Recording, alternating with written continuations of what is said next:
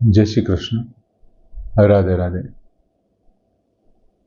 मित्र, भगवान कृष्ण 11मा अध्याय એટલે કે વિશ્વરૂપ દર્શનની અંદર હવે ધીમે ધીમે 12મા અધ્યાય તરફ સરકી રહ્યા છે. ગીતાકારની આ વિશિષ્ટ એક શૈલી છે અને એ શૈલી પ્રમાણે ગીતાકાર હવે પછી શું વર્ણન કરવાના છે ને આપણે જાણીએ છીએ 12મો અધ્યાય એટલે ભક્તિ યોગ. અને ભગવાન અહીં અર્જુને ભગવાનને વિનંતી કરી કે હું તમારા આ અતિ ઉગ્ર રૂપથી ડરી ગયો છું, હવે મને તમે તત એવ રૂપમ, મને તમે તે જ રૂપ બતાવો. અને ભગવાન એ રૂપ બતાવે છે અર્જુનને, કૃપા કરી અને અર્જુન ઉપર અદ્ભુત કૃપા કરી અને એ રૂપ બતાવે છે. અને ત્યાર પછી એકદમ સૌમ્યમ 51મા શ્લોકમાં આપણે જોયું કે દૃષ્ટવા ઇદમ મનુષ્ય રૂપમ સૌમ્યમ, મેં તમારું આ મનુષ્ય રૂપ, એકદમ સૌમ્ય મનુષ્ય રૂપ જોઈને એક તો મારું ચિત્ત છે એ સ્થિર થઈ ગયું છે, અને બીજું શું કીધું તું, સચેતા પ્રવૃત્તિગત અને પ્રકૃતિગત, મારો જે મૂળ સ્વભાવ છે એ જે હું સ્વભાવ ભૂલી ગયો હતો ને એ સ્વભાવને હું પ્રાપ્ત થઈ ગયો છું. એટલે હવે ખરેખર ભગવાન અત્યારે ભક્તિ યોગ ચાલુ થઈ ગયો એમ કહીએ ને તો પણ ચાલે એમ, કેમ કે અનન્ય ભક્તિનું વર્ણન કરી નાખ્યું છે. અને હવે 12મા અધ્યાય પહેલા જે કંઈ આપણી પાસે આ 4-5 શ્લોક બાકી છે એમાં ભગવાન 52મા શ્લોકમાં હજી એમની મહત્તા, એમની આ દુર્લક્ષતા બતાવે છે કે મેં જ્યાં રૂપ બતાવ્યું તે કેવું છે. એટલે ભગવાન શું કહે છે, શ્રી ભગવાન વાચ, શ્રી ભગવાને કહ્યું કે સુદુદર્શમ ઇદમ રૂપમ દૃષ્ટવાન અસી યત મમ દેવા અપી યસ્ય રૂપસ્ય નિત્યમ દર્શન કાંક્ષિણઃ. શું વાત કરે છે કે ઇદમ એટલે આ, મમ યત રૂપમ દૃષ્ટવાન અસી, મમ એટલે મારું, યત એટલે જે, રૂપમ એટલે ચતુર્ભુજ રૂપ, દૃષ્ટવાન અસી તે જોયું છે, આ મારું જે તે ચતુર્ભુજ રૂપ જોયું છે. સુદુદર્શનમ, એના દર્શન થવા ઘણા દુર્લભ છે. દર્શનમ એટલે દર્શન થવા, દુદર્શનમ એટલે દુર્લભ છે, પણ સુદુદર્શનમ બે ઉપસર્ગ વાપર્યા છે, ઘણા બધા દુર્લભ છે. એમાં આસાનીથી નથી થઈ શકાય એવું, મહેનત કરવાથી પણ નથી થાય. સુદુર્લભમ અત્યંત દુર્લભ છે, ઘણા દુર્લભ છે. બીજું, દેવા અપી અસ્ય રૂપસ્ય નિત્યમ દર્શન કાંક્ષિણમ, દેવા અપી દેવતાઓ પણ, દેવો પણ, અસ્ય રૂપસ્ય આ રૂપના દર્શન કરવા, અસ્ય રૂપસ્ય આ રૂપના દર્શન કરવા, નિત્ય એટલે હંમેશા, કાંક્ષિણ એટલે આતુર રહે છે, દર્શન કાંક્ષિણ દર્શન કરવા આતુર રહે, અને હંમેશા આતુર રહે છે, એકાદ વખત. ભગવાને અહીં બહુ સમજી વિચારીને પહેલો શબ્દ મૂક્યો છે સુદુદર્શનમ. પહેલા શું વાત કરી અર્જુનને કે આ મારું જે ચતુર્ભુજ રૂપ તે જોયું છે, શંખ, ચક્ર, ગદા અને પદ્મ ધારણ કરેલા 4 હાથ ભુજાવાળું મારું તે જે આ રૂપ જોયું છે, એમના દર્શન થવા ઘણા દુર્લભ છે, ખૂબ દુર્લભ છે. અને તું તો મનુષ્ય છો, પણ દેવતાઓય લાઈનમાં ઊભા છે, પણ આ રૂપના દર્શન કરવા માટે હંમેશા દેવતાઓ આતુર છે, રાહ જોવે છે. એટલા માટે ભગવાને 2 ઉપસર્ગ વાપર્યા છે, સુદુદર્શનમ. અને આ સુદુદર્શનમ શબ્દ છે ને 100% સંપૂર્ણપણે ચતુર્ભુજ રૂપ માટે જ વપરાણો છે, એમના માટે જ વપરાયેલો છે.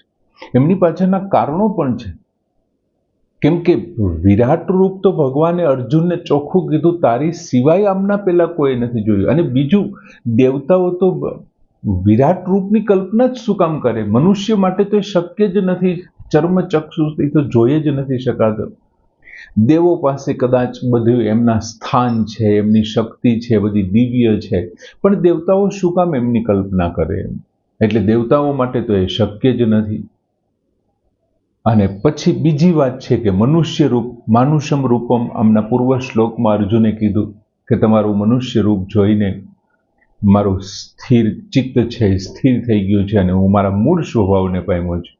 પણ મનુષ્ય રૂપ છે એ દરેક મનુષ્યને જો સહજ હોય, દરેક મનુષ્ય જોઈ શકતા હોય ભગવાનના એ રૂપને, તો પછી દેવતાઓ તો એમની પાસે તો દિવ્ય શક્તિઓ છે, દેવો પાસે તો એમના માટે તો વપરાણું જ નથી. એટલે સંપૂર્ણપણે આ શબ્દ છે એ સુદુદર્શનમ એ ભગવાનના ચતુર્ભુજ રૂપ માટે જ વપરાણો છે. બીજું 45મા શ્લોકમાં જે શબ્દ દેવરૂપમ વાપર્યો હતો અર્જુને કે મને તમારું તે દેવરૂપ બતાવો, ત્યાર પછી 50મા શ્લોકમાં ભગવાને સ્વકમ રૂપમ પોતાનું રૂપ એવો શબ્દ જે વપરાણો હતો તે. હવે એટલા માટે અહીંયા બીજી લીટીમાં શું કહે છે કે ભાઈ દેવા અપી અસ્ય રૂપસ્ય નિત્યમ દર્શન કાંક્ષીણ હોય. ભગવાન વાત કરે છે કે મારું આ રૂપ મેં તારી ઉપર કૃપા કરી અને તને બતાવ્યું છે.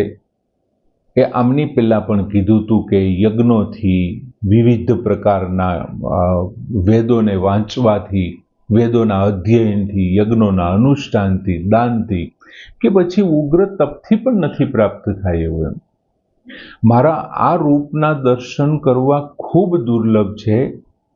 આગળ 53 અને 54મા શ્લોકમાં રૂપનું કારણ તરીકે ભગવાને શું આપવાના છે 53 અને 54મા શ્લોકમાં, તો કે મારું આ રૂપ કોણ જોઈ શકે, ચતુર્ભુજ રૂપ મારું કોણ જોઈ શકે.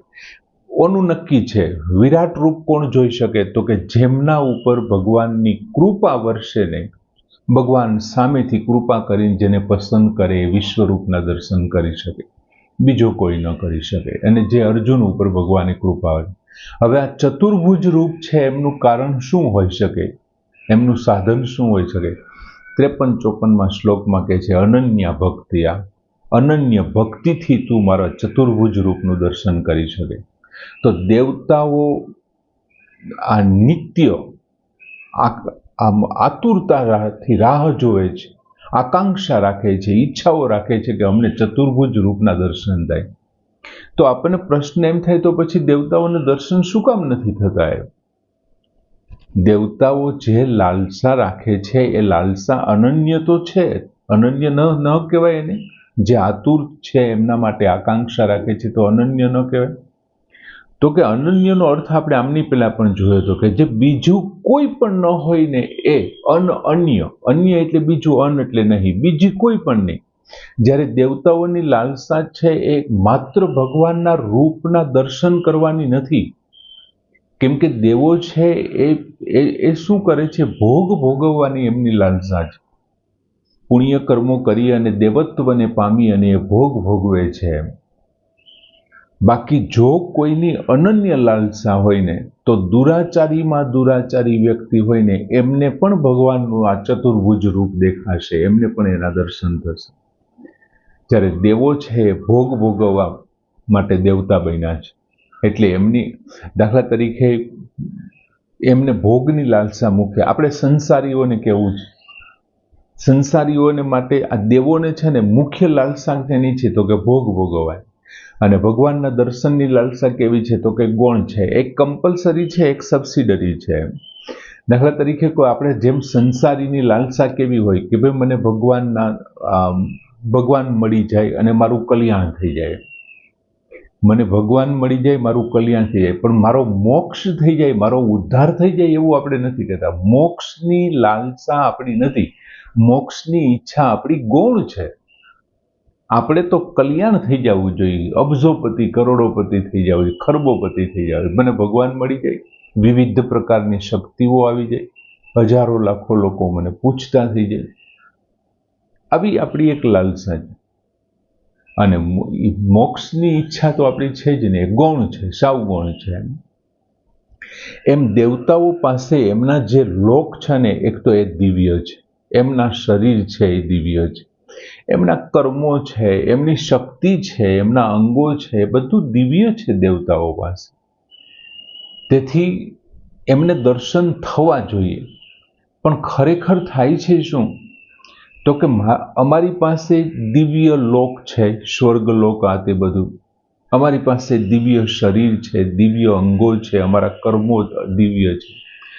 આ જે અભિમાન છે ને કે આ દિવ્યતાનો અભિમાન છે ને એમને કારણે દેવોને દર્શન નથી થતા. એમ 10મા અધ્યાયના 14મા શ્લોકમાં અર્જુને ભગવાનને એમ કીધું હતું કે ભાઈ તમારા પ્રગટ થવા વિશે દેવો અને દાનવો પણ નથી જાણતા. જો દેવો પાસે વિશિષ્ટ સિદ્ધિ છે, દિવ્યતાની સિદ્ધિઓ છે, તો દાનવો પાસે પણ ક્યાં ઓછી સિદ્ધિ છે? દાનવો પાસે પણ વિશિષ્ટ સિદ્ધિઓ છે, એમની પાસે અમુક ખાસ પ્રકારની વિદ્યાઓ છે, અને એમ છતાં દાનવો છે, જેમ કે માયા છે, માયાની એમની સિદ્ધિઓ છે, માયાની વિદ્યા છે, સિદ્ધિ છે, અમુક પ્રકારે જઈ શકવું, આકાશમાં હરવું ફરવું, આ તે બધું અદૃશ્ય થઈ જવું, આ બધી સિદ્ધિઓ દાનવો પાસે પણ છે. પણ ભગવાનના ચતુર્ભુજ રૂપધારી દર્શન નથી તો દેવત્વ પામવાથી થતા કે નથી દાનત્વથી થતા. એટલા માટે તો અર્જુને કીધું કે દેવો અને દાનવો આપને આ પ્રગટ થવાને પણ ઓળખી શકતા નથી, જાણી શકતા નથી. અને ભગવાન એમ કહે છે કે મારા આ રૂપના જો દર્શન કરવા હોય તો એમનું એકમાત્ર સાધન છે, અને એ છે મારી અનન્ય ભક્તિ. જો મારી અનન્ય ભક્તિ કોઈ ગમે તેવો કદાચ કેમ હલકા કર્મ કરનારો નથી, જો મારા અનન્ય ભક્તિમાં લાગી જશે ને તો એ મારા રૂપના દર્શન કરી શકે. બીજું, દેવો અને મનુષ્ય દર્શન કરી શકે, પણ જો એમની અનન્ય લાલસા હોય તો, એમની લાલસા ગૌણ ન થવું જોઈએ. અહીંયા શબ્દ આપ્યો છે દેવા અપી, દેવો પણ, એટલે દેવો પુણ્ય પ્રાપ્ત કરી અને ઊંચા પદને, દેવત્વને પ્રાપ્ત કરી શકે, પણ ભગવાનના દર્શન માટે તો એમને રાહ જ જોવી પડે. એમના માટે તેમને અનન્ય ભક્તિ જ કરવી પડે. એ તો કોઈ નારદ જેવા હોય, નારદજી જેવા, અને ત્રિલોકની અંદર ફરતા રહીએ અને સતત નારાયણ અનન્ય ભક્તિ કરતા, એમને માટે ગમે ત્યારે ત્યાં જઈ શકે. એ શેષ શૈયા પર સૂતા હોય, લક્ષ્મીજી એમના ચરણ દબતા હોય અને ત્યાં નારદજી હાજર થઈ શકે, ગમે ત્યારે એમના રૂપના દર્શન. એ એમની અનન્ય ભક્તિનો પ્રતાપ છે. આમ સરસ મજા ભગવાને પોતે સ્વમુખે એમનો ઉલ્લેખ કર્યો છે કે સુદુદર્શનમ ઇદમ રૂપમ દૃષ્ટવાન અસ્યન મમ દેવા અપી યસ્ય રૂપસ્ય નિત્યમ દર્શન કાંક્ષિણાએ પૂર્ણ કરીએ. જય શ્રી કૃષ્ણ.